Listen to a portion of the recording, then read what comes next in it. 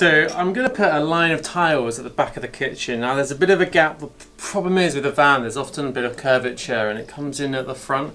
So I can't really tile directly onto the cladding, it's a bit flimsy. So I'm actually going to go a bit overboard and put it onto this 12mm ply.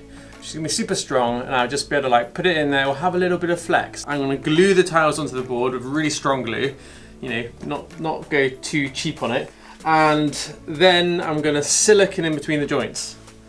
So we'll then have some flex because I need to curve the board a tiny bit, and if I was going to use solid building style materials then that probably wouldn't let me happen. So I'm going to basically glue in a line along the bottom and just use these little tile spacers to make sure you've got the regular gap between them all. Yeah, and then just glue. Because this is a polyurethane glue, I'm just using this glue for everything.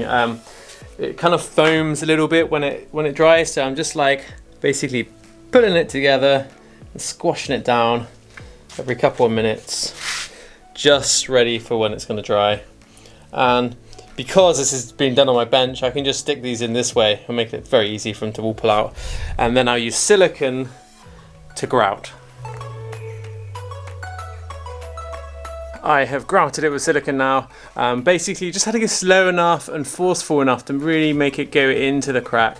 I would say that was a bit of a pain to like use cloth to wipe it off. It was quite viscous, and it took several pieces of cloth because one gets dirty and then just starts dabbing all the muck onto the other tiles. But I think it looks quite good now. Just going to let this dry. It will take maybe 24 hours and then put it in the van. I hope you enjoyed that video. We work really hard to make these videos and we really appreciate that you helped us by supporting the content that we make. Don't forget that in the description there are a bunch of links for all the parts which we mentioned in this video, and check them out and it will just make your life a little bit easier when you're searching for things to use for your van. Best of luck for the rest of your conversion. I can't wait to see you guys on the road.